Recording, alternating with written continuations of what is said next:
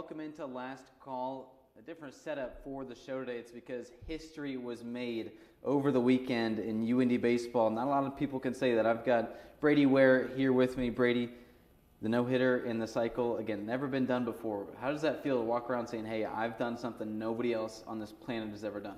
I mean, it's pretty surreal now, looking back on it. I don't think it really hit me right away, but after the last couple of days, it's been kind of a roller coaster. So let's start with your day. You're at the plate, you hit the home run. That feels great in and of itself, right? What were the feelings like after hitting that one?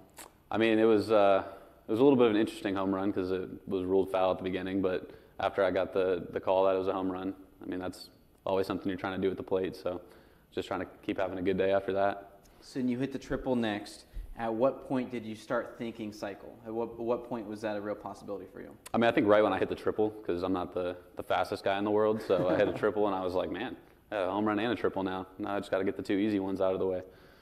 And then once you hit that double, it's like, all right, this is attainable. It's super, yeah. So when you get up to the plate after hitting your first three, you're 3 for 3, you've got all those, you come up and you're like, all right, all I need here is a single, and I've done it. What's the feeling like? Do you bat different? Is there a different mindset going into it, knowing that, hey, I just need a single here? Honestly, I wasn't really thinking about it. Coach already came up to me and he was like, hey, man, I know you want to get this cycle, but, if you hit a ball in the gap, you got to, try to get on two. He said, oh, Coach, I want to stop. No, I was like, no, I'm going to trip and fall at first base.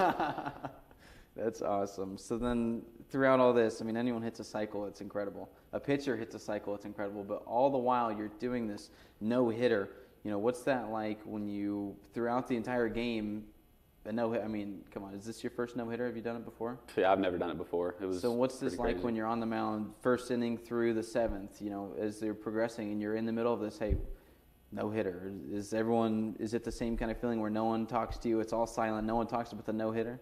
Well, it was a little interesting because going into the game, I was supposed to be on a pitch count. So I wasn't thinking, I was thinking every inning, I don't know if I have another inning after this. And then I kind of got to the fourth inning and I was like, man, I got a no-hitter. I hope Coach lets me keep going. Do you pitch different knowing that, it could be my last inning here today? I mean, not really. I was just trying to go out there and throw strikes. We were up 14 runs at that point. So I was like, just keep doing what I've been doing. So take me through, once you've hit that single, all the pressure in the world's on a pitcher getting the no-hitter, but once you've hit the cycle, once you've got that single, you get everything, does it kind of take the pressure off of you? Does it make it feel like maybe a little different when you're going out there in the seventh inning? It was not what I expected. I was expecting to be a little nervous out there, but I was pretty calm the whole way through it. Just kind of felt like another day on the mound. So when you've got that one more out to go, what's going through your mind as you're going through those pitches at the end of the game? I think the last inning is where it kind of started to set in, and there was a little nerves going through, I guess, but, I just kind of trusted myself and kept doing the same thing I've been doing. And I was like, if I just keep doing it, I should be able to get this last guy out. How do you follow through? How do you follow up such a performance? Next time you go out there and pitch, next time you're at the plate, what can you do to, what do you do from here the rest of the season? I don't think there is anything you can do. You just got to keep going out there and playing and try not to think about it, I guess. How do you handle being a two-way player at this level? I think it's a lot easier for me because, every time I go on the mound, I can forget about what I've been doing at the plate, if it's bad or good. And then every time I'm at the plate, if I had a bad inning on the mound, I can just go make up for it with the bat. So, as far as practice goes, how often are you hitting BP compared to when you're out there, pitching? How does that kind of work being a pitcher that also has to, I'm sure you have to practice a lot of BP. Yeah, it's a pretty normal schedule. I hit BP just like everyone else every day, and then I'll throw my bullpens once a week and then start on the weekend, hopefully. That's pretty incredible. And then, as far as when you, not even just this game, but in general, when you're out there, what's your go-to strikeout pitch? Definitely a changeup.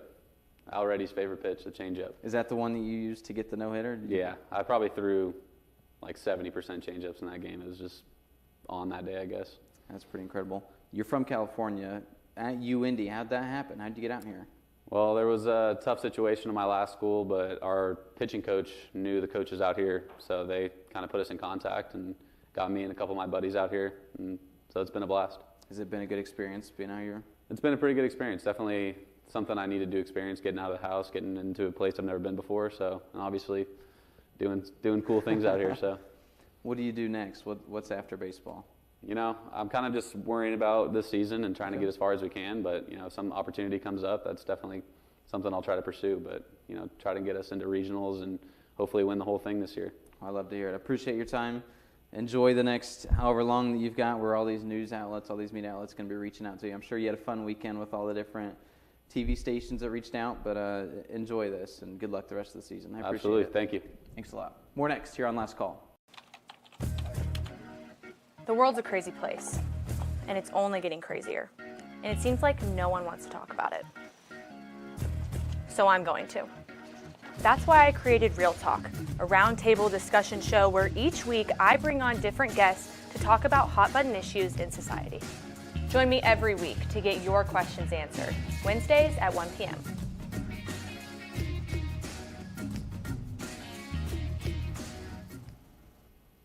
Hello, everybody. Welcome into Last Call. We appreciate Brady Ware with that interview. What a story there. I'm Nathaniel Finch. That's Caden Colford. We've got plenty to talk about today, but we got to start with history being made in baseball. That's insane. No, anytime that your name is being put next to Shohei Ohtani and Babe Ruth, everybody saw the headlines, right? The headline speaks for itself. A cycle and a no-hitter are amazing in their own respective games, but in the same game, come on. He's getting his name put up with those guys, but he's done something that not even Babe Ruth and Ohtani have accomplished. Absolutely insane. And you as a former baseball player, that's probably stuff you dream of getting one or the other, not both. I don't even know if you dream about that. That's just so unrealistic. That's stuff that you don't even see in movies, but it's real life now. Yeah, let's get right into it. Appreciate Brady's time. Now let's talk about some Indiana Pacers. They just finished off their season on a high note, a road win in New York. Let's take a look at this one. The Mecca of basketball here at Madison Square Garden. Things started at the end of the first quarter. We see Pacers down 7. George Hill with a buzzer beater from half court. Knicks by 4. Let's fast forward ahead to the third quarter. Knicks, they're up 11. Quentin Grimes to Obi Toppin for the alley-oop slam.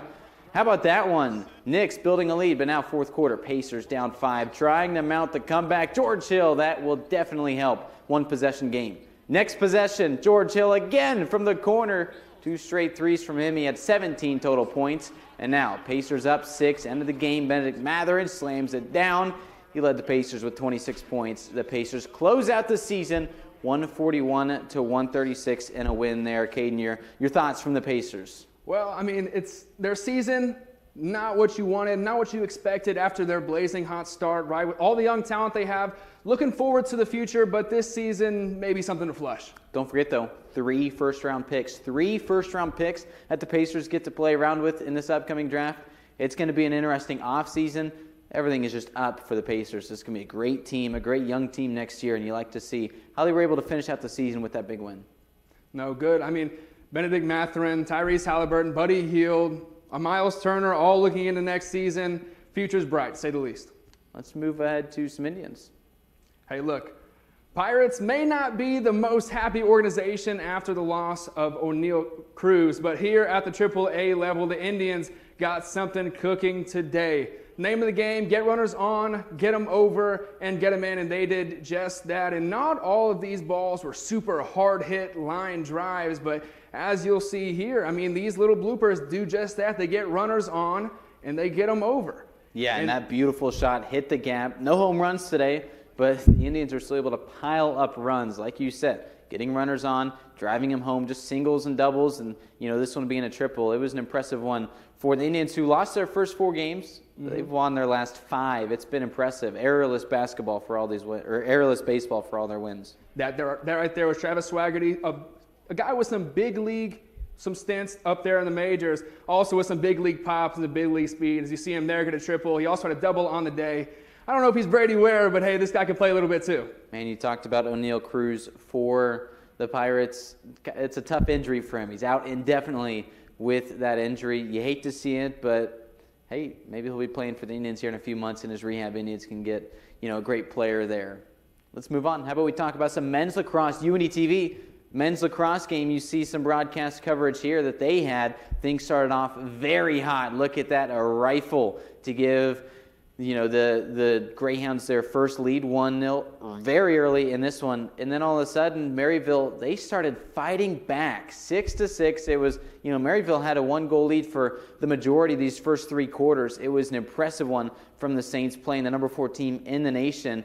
And Maryville, you see one of the shots there to take that lead. It just seemed like they were one step ahead of UIndy. Here's another example, 9-8. UIndy ended up getting that one to tie. But it was every time UIndy tied it up, Maryville came back, got that lead until the 4th, when UIndy really opened it up, started pouring things open. You see this one. How about that shot from Wyatt Auer? That was a beautiful one. And Mr. Oyer got that, one of his many. Drew Billig had plenty of shots and points as well. It was an impressive win, an impressive day for UIndy. But hey, Maryville gave them all they could. Maryville does that when they play UIndy. I don't know what it is, but the number 4 in front of UIndy didn't scare Maryville at all. But hey, that number 4 has turned into number 3 after this win. The only 2 teams ahead of UIndy in the country, they're undefeated. So, that's high company to be with for the Greyhounds. When we come back, the Masters, the biggest tournament in golf. We're going to talk about that next, right here on Last Call.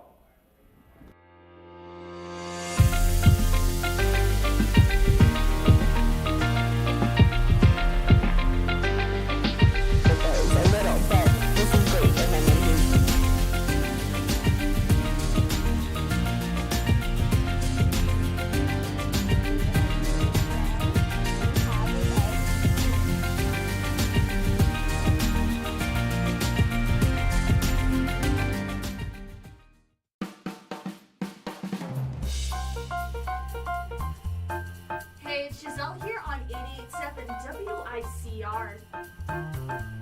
88.7 The Diamond, the only jazz and classical station in Indianapolis, completely led by the students of the University of Indianapolis. Listen to us on iHeartRadio, TuneIn app, FM radio, HD radios, or even on our website at wicronline.org, a different kind of public radio.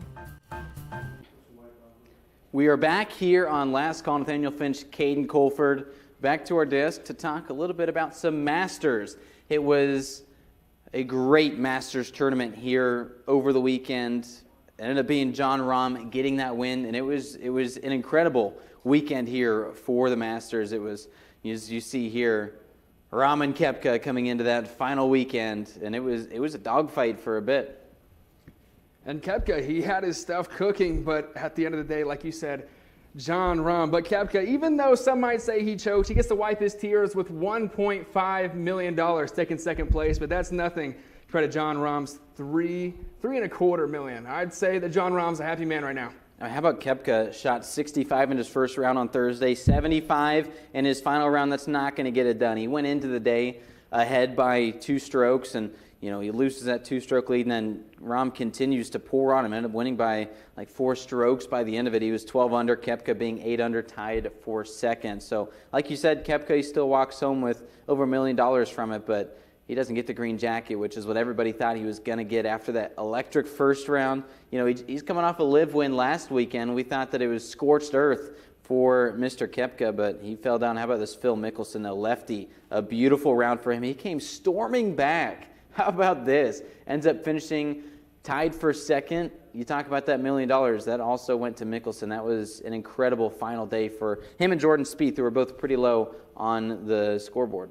No, they made it some exciting golf. There were even some amateurs cracking up there into the top 10 for the first couple of days at least. But like you said, Mickelson, Koepka, Rahm. It was a battle there throughout, and then Rahm just pulled away. He looked like men amongst boys, almost. How about the story of Sam Bennett? You mentioned the amateur who was top 5 after the first day, hanging around the top 10 for most of the tournament. He ends up falling back, top 20 by the end of it. But hey, you're an amateur golfer, and you're top 20 in the Masters. That is an incredible achievement, one that he's going to be remembering for a long time. And while even if he won the whole thing, wouldn't have gotten the money because he registered as an amateur, it's still an incredible performance for him, and you love to see it. Nathaniel, you said that he's going to remember that for the rest of his life. His friends and his family are going to remember that for the rest of his life, because that's a story that he's going to tell nonstop. He's going to tell it at the bar. He's going to tell it at Christmas. He's going to tell it at Thanksgiving. He's going to tell it on every single birthday, right? And I think he has every reason to do so, every right to do so. It's an incredible performance by him. A lot of great golfers here. And we talk about Spieth and Mickelson, who started very low down the leaderboard. Everyone just counted them out coming into Sunday. All of a sudden, they were able to come firing and ended up both in the top 5. Mickelson at 4. Spieth was a stroke behind him. Or Mickelson at 2, Spieth at 4. That was an incredible performance by those two guys. And, people who, especially from Mickelson, everyone kind of counted him out. If you would have told me that of those top 3 golfers, 2 of them being live golfers, I would not tell you that it was Mickelson being one of them. No, 3 of the top 5 were LIV golfers, were live golfers, right? And that's also something that caught the attention of viewers from the PGA Tour and the Live Tour. 3 of the top 5 are from the Live. I mean, Phil Mickelson's one of those guys. Koepka's one of those guys. But the PGA Tour came out on top, and you better believe that they were so happy that they did, considering all the controversy that the LIV brought in. But yeah. If I'm on the PGA Tour and I get thrown a couple $100 to come play just to sign, Tiger's a better man than me. You know how much Tiger got offered to play on the Live? An incredible amount of money. $700 million for Tiger Woods just to sign to play on the LIV Tour. Yeah, that's insane. And for the other Live guys, I mean, you look at Koepka, who was leading most of the weekend. You look at, Mickelson, who came. You got these Live guys at the top of the leaderboard. It was close to being a lot of uproar if one of them would have won this tournament. But PGA gets their way. Jon Rahm, just a dominating performance from him. As soon as we got kind of, 4 or 5 strokes into that 4th round, everyone knew this was Rahm's to lose. And boy, he did not lose it. He played masterfully. It was some beautiful golf from Jon Rahm, #1 golfer in the world.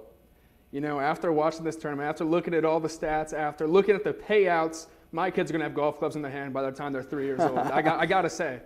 Yeah, I got to say. Basketball, soccer, well, we can play that for conditioning, for golf. Yeah, I think I agree with that. And, golf is something that you can play 52 years of age like Phil Mickelson is. It's not something where you're aged out of it. So kudos to these guys. It was a fantastic Masters tournament. Also, can't mention the Masters without mentioning Tiger Woods, right? I mean, sad story with him going out with the injury, but always got to mention Tiger Woods.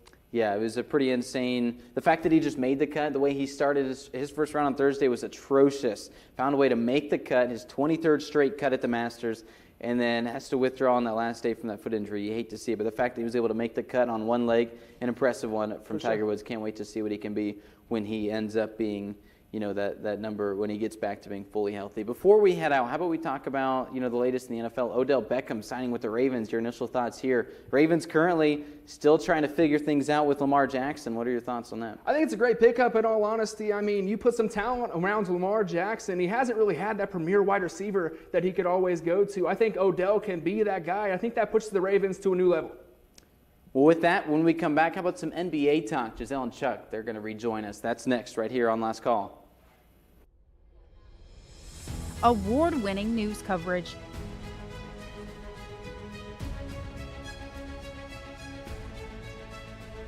Brought to you by ethical journalists that care about you.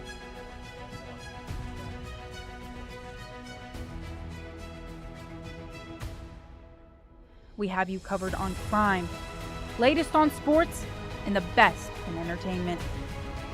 This is UINDYTV News. The world's a crazy place, and it's only getting crazier. And it seems like no one wants to talk about it. So I'm going to. That's why I created Real Talk, a roundtable discussion show where each week I bring on different guests to talk about hot-button issues in society. Join me every week to get your questions answered, Wednesdays at 1 p.m.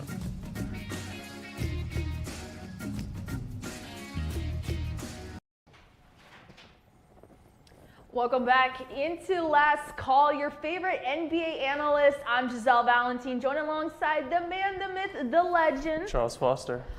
Charles, may I do say so myself, we're looking quite dapper today, showing off the fits today. Of course. And it's crazy to believe, as I mentioned 2 weeks ago, the NBA's regular season officially finally wrapped things up this past weekend.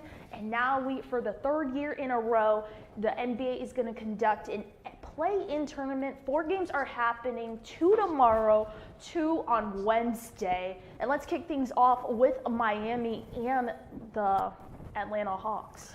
Well, yeah, absolutely. The Hawks have been absolutely mediocre this season, going 41-41, and they've been 500 for every single day of the season since mid-January. So this team has been kind of just at the bottom, right in the middle. So they're just barely now squeaking in to this series against the Heat. And I feel like the Heat are just a lot more prepared. The Heat have a lot more veterans. They have Jimmy Butler, who becomes prime Michael Jordan whenever he's in the playoffs. So it's just, I'm very excited to see what the Heat can do and how the defense, their team play, can go against the Hawks' offense. And like you mentioned, Atlanta has been having a quite interesting regular season. I mean, they made a major move in the offseason with acquiring DeJounte Murray. So him and Trae Young, one of the top backcourt duos in the Eastern Conference. Both of them average about 46 points per game with along 16 assists. You know, the Hawks, they had some issues. They fired Nate McMillan, their head coach. They have a new one who's been 10-11. So the Hawks have quite some inconsistency. Moving on to Miami, however, I love how you said it, my boy Jimmy Butler, the young prime Michael Jordan. Him and Bam Adebayo, they lead this team for sure. However, the thing that really killed Miami this season was the injury rate. I mean, both of them combined missed 25 games this season. However, entering tomorrow's contest, they do have everybody at full strength, including Kyle Lowry, who's missed 27 games this season. So, like you, I'm going to choose Miami on this one. Absolutely. And moving on to the West side, we got the Lakers versus the Timberwolves, which is going to be the most interesting matchup for sure. The Lakers have all the advantages coming into this matchup, and they were my dark horse team actually coming into it. So the Lakers already have LeBron and Anthony Davis, who is one of the best duos in basketball, but they're coming into this series or this game fully healthy, which we never see with the Lakers. So I think that the Lakers really do have the advantage here. But let's go on to the Timberwolves. Speaking of healthy, the Wolves are not. They struggled with their last game. Of course, they had the wrong type of fight. Kyle Anderson and Rudy Gobert getting in a fight at the end of the game, and Jaden McDaniels fracturing his wrist, losing a fight with the wall. I mean, how can you do that? I mean, where's the common sense at? You're playing with one of the biggest games of your career. Your team is practically on the line. I mean, how do you do that, Charles? I mean, absolutely. It was an immature mistake. It's a young mistake. But I do trust the Timberwolves. I think that they do have a good team, but they're struggling with the chemistry now because the arguments, fights. Obviously, they had leaked recordings in the locker room, and they also have Jaden McDaniels now out. Who guards Anthony Davis? Who guards LeBron James? That's going to be the big question for the Timberwolves. And I think with guarding Anthony Davis and LeBron James, they got to rely on that leader, Cat, right there. But I don't think he's going to necessarily win that matchup. I mean, all that pressure on that one big man when they could have had several other people, but they decided to get in a fight for some reason. And what's crazy about that is it wasn't the NBA who suspended him. It was the Minnesota Timberwolves who suspended Rudy Gobert. So I think, Charles, it's safe to say the Lakers for sure. But let's move on to your team, the Chicago Bulls. How do you feel about the Bulls versus Raptors? Oh, man, this is my favorite. This is going to be fun right here. My Chicago Bulls, my babies. And I think this is going to be the most interesting matchup, if I do say so myself. They play against the Toronto Raptors. I mean, DeMar DeRozan played 8 seasons with the Raptors, so he's facing off his former team. I'm just super excited. And I know I mentioned 2 weeks ago that miracles can still happen. I know that. But I think miracles do happen. You want to know why? 2 words: Patrick Beverley. Absolutely. I mean, I know you're a big Patrick Beverley fan, and I think personally that he will be a game changer in a game like this. But the Raptors, they're just one of those teams that they're built so well. From 1 through 10, doesn't matter who's on the court, they're going to be able to score, they're going to be able to defend.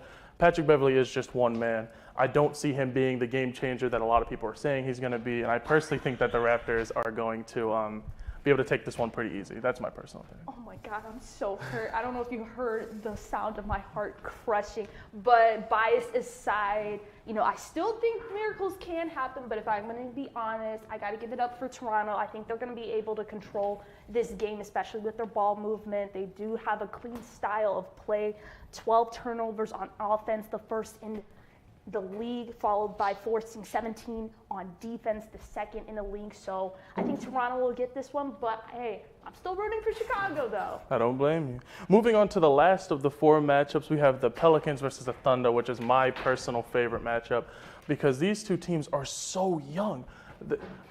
The average age of the Thunder is below 23. This team came in, they weren't expected to do anything. After the Paul George trade, they got a bunch of picks.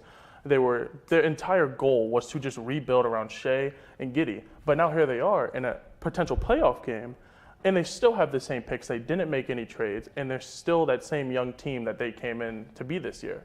So I'm shocked. But looking at it from this game, the Pelicans, they are the better team.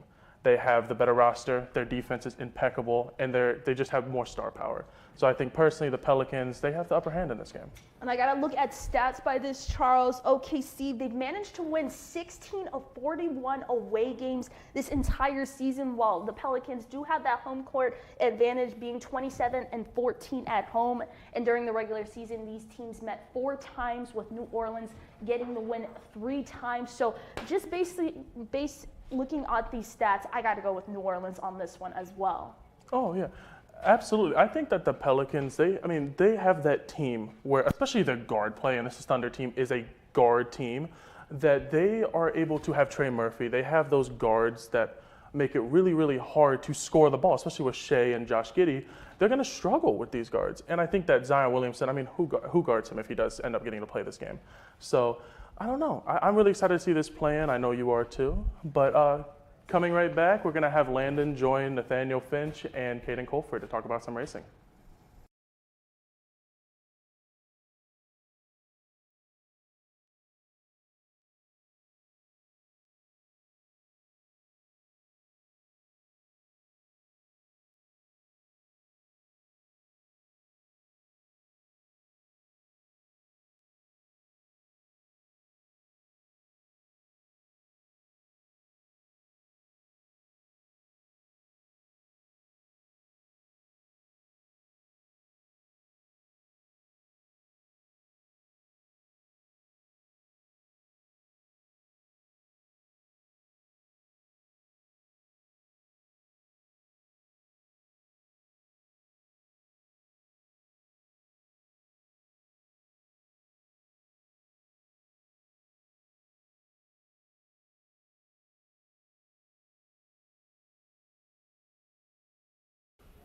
Welcome back to Last Call. Nathaniel Finch, Caden Colford, and now joining us is Landon Coons, our racing expert, to talk about what we just saw yesterday in Tennessee. How about the Bristol Dirt Race? What do you guys think? Christopher Bell getting the win. I'm happy. I'm super, super happy for Christopher Bell. In my opinion, I don't think it was particularly the greatest race to ever behold of NASCAR, but it definitely put on a great show for the fans in Bristol, Tennessee, especially on an Easter weekend as well. You know, as far as Bell himself, what do you think of how this kind of helps his season, his career? Oh, for Christopher, I think this is fantastic for his career. He's definitely, this is the 3rd year they've done this Bristol Dirt Race, and Christopher Bell has been through the ranks. That's how he got his start, was through dirt racing, and I think he's the first dirt ace, I guess you could say, to win a dirt race here and for NASCAR. For him, I think that's fantastic. And I remember even seeing him win his first ever truck race in person at Eldora in Ohio. So seeing him from where he was to now, I think it's definitely elevating his career.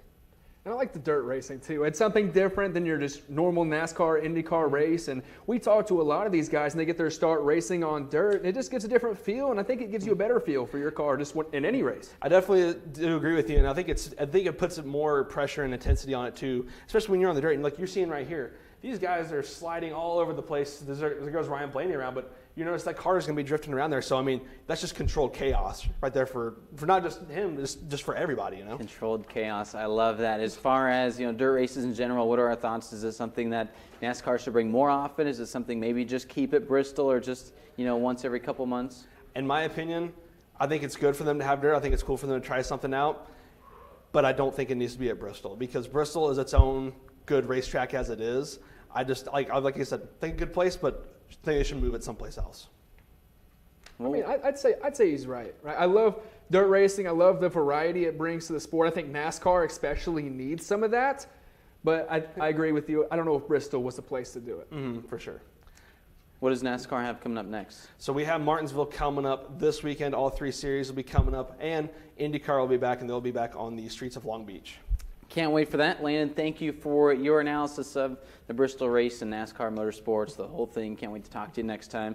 Caden, it was a fun show. How about we had so much to talk about. I just love this show with you, man. We missed you last week. Appreciate you coming back. So much going on. And it was a lot of fun. So, hey, tune in next Monday, same time, 4 o'clock. We call it Last Call.